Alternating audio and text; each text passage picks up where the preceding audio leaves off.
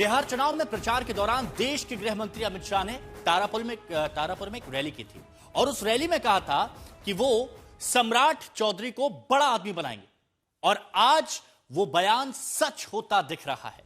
बिहार में नीतीश सरकार के 26 मंत्रियों ने कल शपथ ली, जिसके बाद आज विभागों का बंटवारा कर दिया गया। चलिए आइए एक नजर डाल लेते हैं कि किसको कौन सा विभाग मिला है। तो यहां पर आप देखिए, जेडीयू ने छोड़ा गृह विभाग और सम्राट चौधरी को गृह विभाग दिया गया है और नीतीश कुमार जो कि 20 साल से संभाल रहे थे गृह मंत्रालय, अब उनकी जगह सम्राट चौधरी को यह जिम्मेदारी दी गई है। यह विभाग अब बीजेपी के पास चला गया है। डेप्यूटी सीएम सम्राट चौधरी गृह विभाग की जिम्मेदारी संभालेंगे और इस विभाग को लेकर खींचतान की बहुत सी अटकलें लगाई जा रही थी, लेकिन अब यह विभाग बीजेपी के पास चला गया है। अब यहां पर विजय कुमार सिन्हा भूमि राजस्व विभाग, मंगल पांडे को स्वास्थ्य और विधि, इसके साथ ही दिलीप जायसवाल को उद्योग, ये बीजेपी कोटे के मंत्री हैं। अब इनको क्या जिम्मेदारी दी गई है ये आप यहां पर समझिए। इसके साथ ही बीजेपी कोटे के और मंत्री हैं नितिन नवीन, जिनको नगर विकास आवास दिया गया है, रामकृपाल यादव को कृषि विभाग दिया गया है और संजय टाइगर इनको श्रम विभाग दिया गया है। ये बीजेपी कोटे के मंत्री हैं।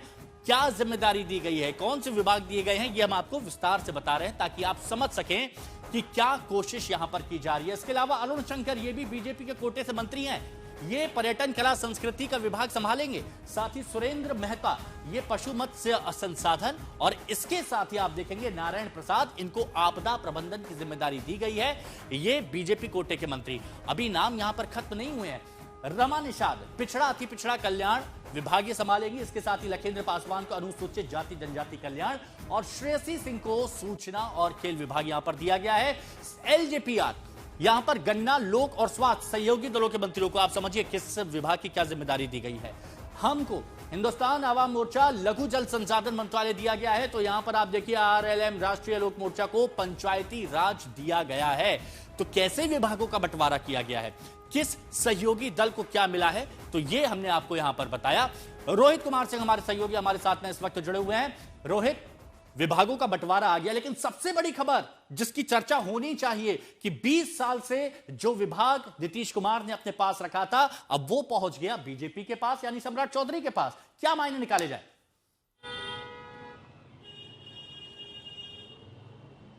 हिमांशु, देखिए आज जो बंटवारा हुआ विभागों का, इसको देखकर और सम्राट चौधरी को जो गृह विभाग मिला है, मुझे ये कहने में अब कोई गुरेज नहीं है कि बीजेपी ने भविष्य में सरकार बनाने को लेकर आज अपना पहला कदम बढ़ा दिया है।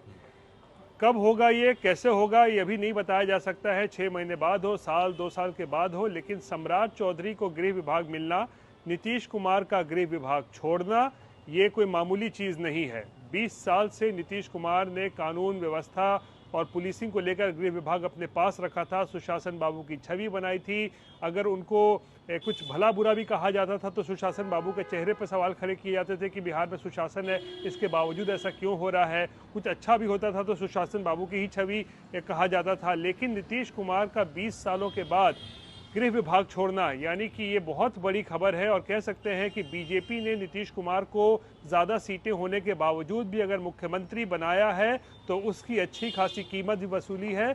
और गृह मंत्रालय उनसे लेना कोई सामान्य चीज़ नहीं है। मैं बताऊं, बिहार की राजनीति को जो लोग समझते हैं वो साफ तौर पर ये इशारा है कि बिहार में अब पावर का डायनेमिक्स जो है वो अब शिफ्ट होना शुरू हो चुका है। समय का पहिया जो है धीरे धीरे जो है वो बदल रहा है और हो सकता है आने वाले कुछ वक्त में, साल हो 2 साल हो, कि ये बीजेपी के तरफ जो है ये पूरी अब का मामला जो है वो जाता हुआ नजर आ रहा है।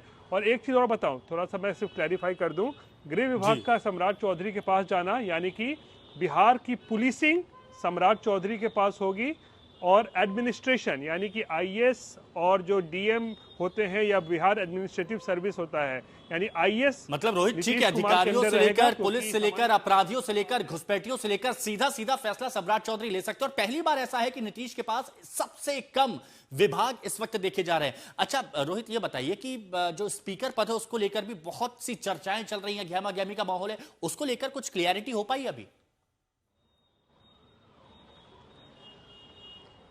देखिए, उसमें मुझे लगता है लगभग तय है। प्रेम कुमार जो 9 बार के विधायक हैं गया टाउन के, उन्हीं को जो है स्पीकर बनाया जाएगा, क्योंकि सबसे वरिष्ठ जो हैं, कह सकते हैं सबसे सीनियर बीजेपी के वही हैं विधायक, और उन्हें मुझे लगता है स्पीकर पद जो है वो मिलेगा जब भी विधानसभा जब आहूत की जाएगी। लेकिन सम्राट चौधरी जो है, इस पूरी जो लिस्ट आज जारी की गई है उसमें सबसे बड़ी खबर है सम्राट चौधरी। और अमित शाह ने जो कहा था कि आप इनको जिताइए, हम इनका कद बड़ा करेंगे, आज वाकई में सम्राट चौधरी का कद बहुत बड़ा हो गया है। और ये एक तरीके से इशारा है कि अब धीरे धीरे बिहार में पावर शिफ्ट जो है वो अब देखने को मिलेगा आने वाले दिनों में। जी, अब रोहित, आपने जिक्र कर ही दिया कि अमित शाह ने कहा था कि सम्राट चौधरी का कद हम बढ़ाएंगे, तो चलिए अमित शाह का वो बयान भी सुनाते हैं जिसमें उन्होंने सम्राट चौधरी को बड़ा आदमी, उनका कद बढ़ाने की बात कही थी। सम्राट जी को प्रचंड बहुमत से जिताइए, मोदी जी सम्राट जी को बड़ा आदमी बनाएंगे, बड़ा। सम्राट जी को प्रचंड बहुमत से जिताइए, मोदी जी सम्राट जी को बड़ा आदमी बनाएंगे, बड़ा। तब चर्चाएं चल रही थी कि आखिर कितना बड़ा आदमी बनाएंगे, क्या मुख्यमंत्री बना देंगे? तो अब यह स्पष्ट हो गया है। बिहार में अब एक सियासत परिवारवाद को लेकर भी हो रही है। नीतीश कुमार के मंत्रियों ने शपथ ली तो आरजेडी ने परिवार का सियासी कनेक्शन खंगालना शुरू कर दिया। नीतीश कैबिनेट में 9 मंत्रियों के परिवार से जुड़े नेताओं को लेकर आरजेडी ने ट्वीट किया, जिसमें पूर्व केंद्रीय मंत्रियों के बेटे, सांसदों के बेटे और बेटी, बहू, दामाद की लिस्ट जारी की बकायदा और तंज किया, जिस पर अब सियासत तेज हो गई है। तो ऐसे समझिए कि बिहार के मंत्रिमंडल में कई नेताओं के रिश्तेदार दिखाई दे रहे हैं। जीतन राम मांझी के बेटे संतोष मांझी को मंत्री बनाया गया। उपेंद्र कुशवाहा के बेटे को अचानक से मंत्री पद दे दिया गया, जबकि कुछ जीत के नहीं आए हैं, ना ही वो चुने गए हैं। उनकी पत्नी विधायक है। इसके अलावा डिप्टी सीएम सम्राट चौधरी, श्रेयसी सिंह, रमा निषाद जैसे चेहरों को लेकर सवाल खड़े किए गए हैं, जो कि राजनीतिक पार्टियों के परिवार से आते हैं। परिवारवाद का आरोप लग रहा है, ठीक है, लेकिन विपक्षी आरोप लगाएं, राजद वाले आरोप लगाएं तो उसकी जवाब देने की जरूरत नहीं है। जनता भलीभांति जानती है। लेकिन आपको नहीं लगता है कि जो आपकी पार्टी के जो विधायक हैं, जो पुराने कार्यकर्ता हैं, उनके साथ हकमारी हो गई? पूरा जवाब दे रहे हैं। उसमें आप एक तो विपक्षियों की बात होगी अगर वो आरोप लगा रहे हैं तो। बाकी अगर ऐसे आप पूछ रहे हैं तो इसमें जो मेरे ऊपर अगर आप पर्सनली पूछेंगे तो हम तो ये बोलेंगे कि मेरी योग्यता के ऊपर जाएं, मेरी योग्यता को मेरे परिवार के साथ जोड़कर नहीं देखें। हम पढ़े लिखे नौजवान हैं, साफ मन से काम करने के लिए संकल्पित हैं, तो काम करना है, जो जवाबदेही दी गई है उस पर खड़ा उतरना है। लेकिन इलेक्टेड नहीं, आप सिलेक्टेड हैं। नहीं, बिल्कुल। अभी जैसे पार्टी ने चुनाव किया है तो उसके लिए तो ठीक, सही बात है, लेकिन नेता का फैसला है। क्यों फैसला लिया गया मेरे लिए, तो ये तो आपको नेता बता पाएंगे। लेकिन बिल्कुल भी ऐसा नहीं है कि हम राजनीति में बिल्कुल नए हैं, ऐसी बात भी नहीं है। हकमारी तो हुई ना किसी न किसी की? नहीं, हकमारी हुई नहीं है। पार्टी ने जो भी सोच के फैसला लिया होगा तो उसके लिए क्यों फैसला लिया गया मेरे पक्ष में, इसके लिए आपको नेता बता पाएंगे। तो जो ये बातें कही जा रही थी, हमारी पार्टी के ऊपर आरोप लगाए जाते थे, आज तो सब सामने है। इसका जवाब तो देना पड़ेगा ना आदरणीय प्रधानमंत्री जी को, आदरणीय मुख्यमंत्री जी को। ये तो पूरी तरह से एक्सपोज हो गए। प्रधानमंत्री मोदी लगातार परिवारवाद पर निशाना भी साधते रहे। इसलिए हमने कहा कि अब ये क्या कहेंगे, जिनके वो सूप में ही हजारों छेद हो, वो चलने पर क्या सवाल खड़े करेंगे। आरजेडी का परिवारवाद पर यह बयान बिल्कुल हास्यास्पद और आत्मप्रचारित है। पहले यह बताना चाहिए कि 2015 में जब 25-26 साल की उम्र में उनके बेटे लालू यादव जी के बेटे तेजस्वी यादव जी लालू की अनुकंपा पर चुनाव जीते, तो किस योग्यता के आधार पर उन्हें डिप्टी सीएम बना दिया गया था, इनको पहले ये बताना चाहिए था।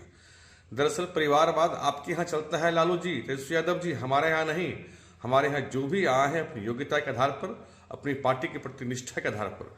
मोदी जी और नीतीश जी मेरिट को प्रधानता देते हैं और पार्टी के प्रति समर्पण को प्रधानता देते हैं।